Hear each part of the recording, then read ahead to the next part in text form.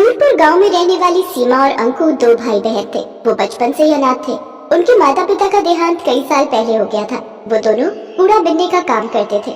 दीदी बहुत दिन हो गए, कुछ अच्छा नहीं खाया, आज कुछ अच्छा सा खिला दो। बस इतनी सी बात, चलो मैं खिलाती हूँ।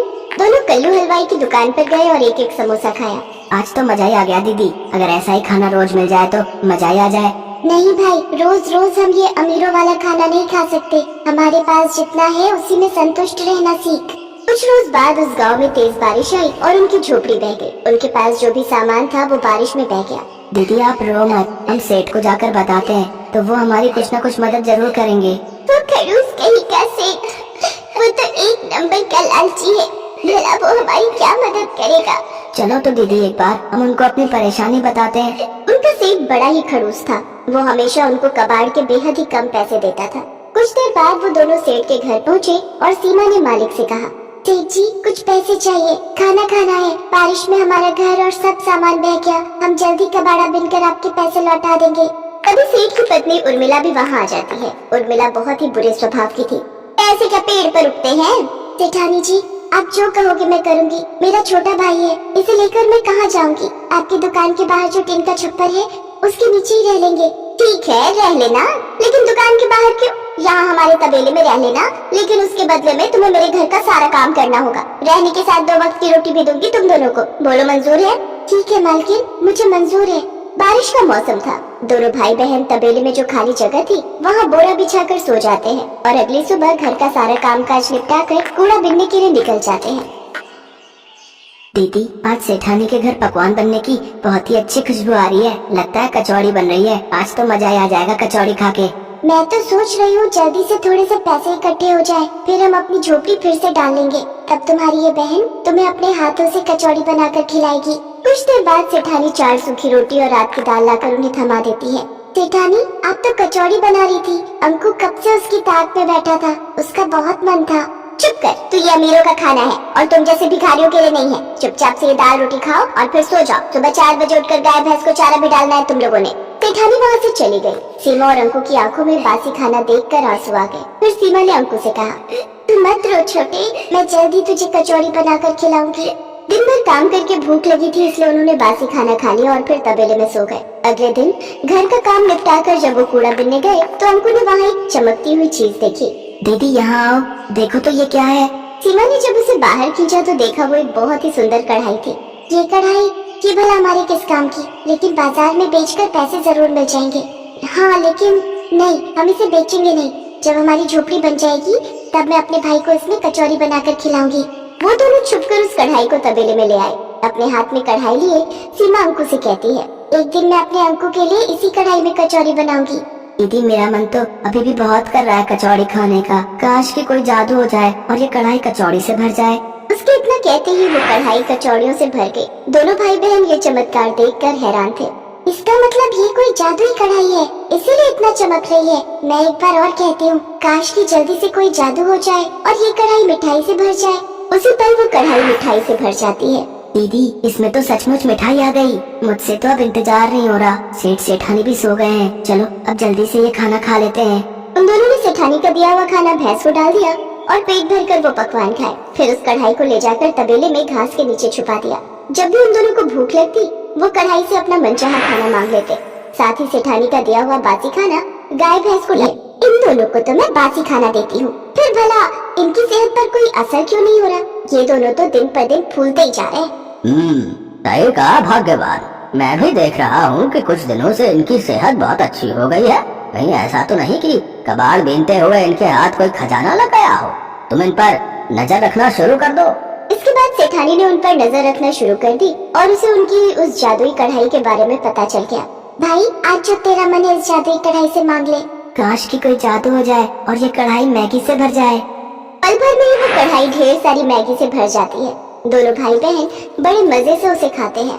अच्छा तो ये वो जादुई कढ़ाई है जो इन गरीबों को अमीरों वाला खाना देती है। इसे तो मुझे चुराना ही होगा। अगले दिन मौका मिलते ही सेठानी ने वो कढ़ाई निकाल ली। देखो जी, ये उन बच्चों की सेहत का राज, ये जादुई कढ़ाई जिसे मैं चुरा लाई। अब देखो मैं तुम्हारे लिए गर्मा गर्म पकवान बनाती हूँ। ए जादुई कढ़ाई, अपना जादू दिखा और हमारे लिए बिरयानी बना दे। अरे वाह, ये तो कमाल हो गया। अब तो तुम्हें कभी खाना बनाना ही नहीं पड़ेगा, तुम्हारी मेहनत भी बचेगी और राशन पानी का खर्चा भी। बिरयानी खाकर तो सचमुच मजा ही आ गया। अब बस गर्मा गर्म दूध मिल जाए तो फिर तो मजा ही आ जाए। लो अभी लो, ए जादुई कढ़ाई, जल्दी से गर्मा गर्म दूध दे दे। गर्म दूध देख सेठानी ने कहा, ए जादुई कढ़ाई, हमारे यहाँ हमेशा ही गरम गरम दूध की नदियाँ बहती रहे। तभी पूरे घर में गर्मा गर्म दूध की नदियाँ बहने लगी और सेठ सेठानी के पैर उसमें जलने लगे। अरे बस कर जादुई कढ़ाई, जल्दी से दूध देना बंद कर दे। दोनों के पैरों में खौलते दूध से छाले पड़ गए, लेकिन कहीं किसी को इस बारे में पता न चल जाए, इस कारण वो चुपचाप और दर्द सहते रहे। सीमा ने ये सब देख लिया और दरवाजे पर खड़ी सीमा कहने लगी, आज आपके लालच ने सेठानी जी आपको कितनी बुरी तरह चला दिया। काश की कोई जादू हो जाए और ठंडे पानी से घर बच जाए। कढ़ाई से ठंडा पानी निकलने लगा और सेठ सेठानी जलने से बच गए। ए जादुई कढ़ाई, तू जहाँ से भी आई है वहीं वापस चली जा। सेठ सेठानी दोनों ने अपने किए की सीमा से माफी मांगी। वो जादुई कढ़ाई हमेशा हमेशा के लिए गायब हो गई।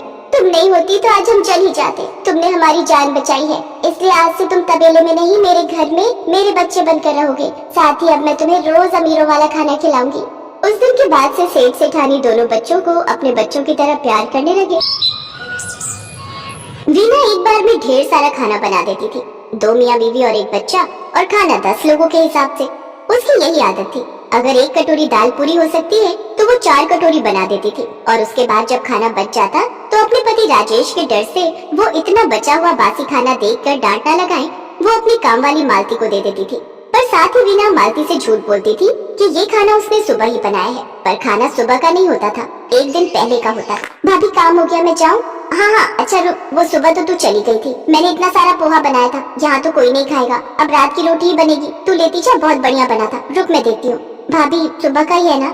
अरे तो और क्या, मैं तुझे बासी थोड़ी दूंगी, सुबह ही तो बनाया था, ये ले पकड़। और हाँ, डिब्बा कल वापस लेते आइयो, तुझे पता है ये डिब्बा मैंने तेरा ही बनाया हुआ है, इसमें तुझे ही सामान देती हूँ। मालती पोहा लेकर घर आ गई, पर जैसे ही उसने डिब्बे को खोला उसने अपनी नाक बंद कर ली। ये पोहा तो बदबू मार रहा है, इसका मतलब भाभी ने मुझे बासी पोहा दे दिया। बच्चों ये मत खाओ, ये खराब हो चुका है, मैं तुम्हारे लिए रोटी सेक देती हूँ। मालती तेरी मालकिन कैसी है? उन्होंने तुझे खराब खाना दे दिया और झूठ बोल दिया कि ये सुबह का खाना है। हो सकता है उन्होंने जानबूझकर ऐसा ना किया हो, गलती से दे दिया होगा, कोई बात नहीं, हमने खाया नहीं, ये बात सही रही, नहीं तो बच्चे बीमार पड़ जाते। अगले दिन वीना ढेर सारी खीर मालती को देने लगी। मालती, ये ना मैंने तुम्हारे भैया के कहने पर खीर बनाई थी, अब वो तो थोड़ी सी ऑफिस ले गए हैं, बाकी रखी हुई है। अब तुम्हारे भैया देखेंगे कि मैंने बना ली और खाई नहीं तो वो बेकार का गुस्सा करेंगे। तू तो जानती है मैं बिल्कुल भी मीठा नहीं खाती हूँ, और बंटी वो तो तुझे पता ही है, जब देखो चॉकलेट और पेस्ट्री खाता रहता है। कोई नहीं खाएगा, बची रहेगी, तू ले जा, मैं डिब्बे में डाल देती हूँ। वीना डिब्बे में खीर भरने लगी तो मालती के मन में फिर से वहम आया, तो उसने पिछले दिन के पोहे वाली बात उसे कही। भाभी, जो कल आपने पोहा दिया था ना, वो तो खराब हो गया था, किसी ने भी नहीं खाया, उसमें से बहुत बदबू आ रही थी। अच्छा, पता नहीं, बनाया तो ताजा ही था सुबह। चल कोई नहीं, ये खीर तो ताजी है, सुबह सुबह ही बनाई है, लेती जा। वीना ने मालती से झूठ बोला था, वो खीर 3 दिन पुरानी फ्रिज में रखी थी। वीना ने सुबह की बोलकर मालती को दे दी। मालती जब खीर लेकर घर आई तो खीर देखकर उसे बहुत बुरा लगा। अरे मालती, तू मालकिन को साफ साफ मना कर दे, तुझे झूठ बोलकर बासी खाना ना दिया करे। हम भले ही गरीब हैं, रोटी सूखी खा ले, नमक से रोटी खा ले, पर ऐसा खराब भोजन नहीं खाते। अब तो बिल्कुल मना कर देना, ऐसे वो हमें डिब्बे में भरकर दे देती है और हम फेंक देते हैं, ऐसे अनाज का अपमान होता है। तुम ठीक कह रहे हो, अब मना कर दूंगी। अगले दिन वीना मालती को फिर कुछ बासी देने लगी तो मालती ने साफ मना कर।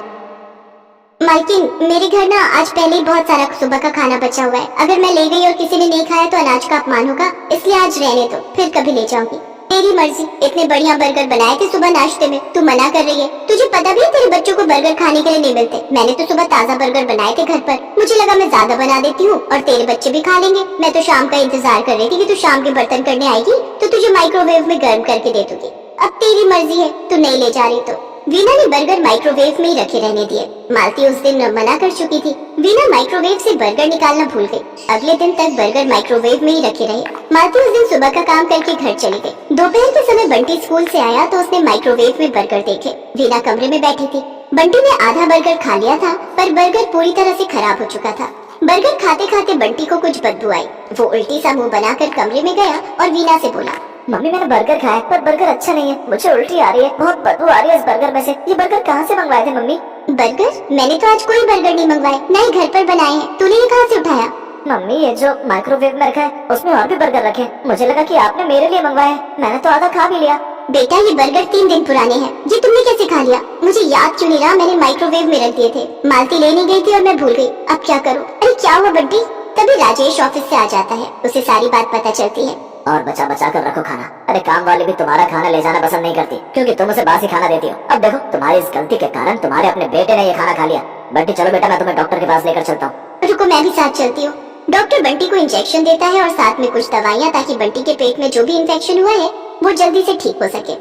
उस दिन वीना को अपने ऊपर बहुत गुस्सा आता है और पछतावा भी होता है, क्योंकि वो बिना सोचे समझे बासी खाना मालती को दे देती थी, जबकि वो जानती होती थी कि वो खाना मालती या फिर किसी के भी खाने लायक नहीं था। और आज इस बासी खाने को खाकर उसका बेटा बंटी भी बीमार हो गया।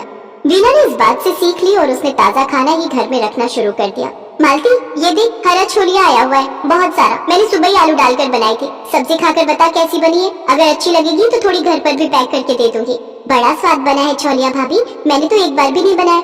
बस कुछ ही दिन तो आता है, होली के बाद तो पक जाता है। अभी इसकी सब्जी स्वाद बनती है। ये ले, मैंने डिब्बे में पैक कर दिया है, घर पर सबको खिला देना।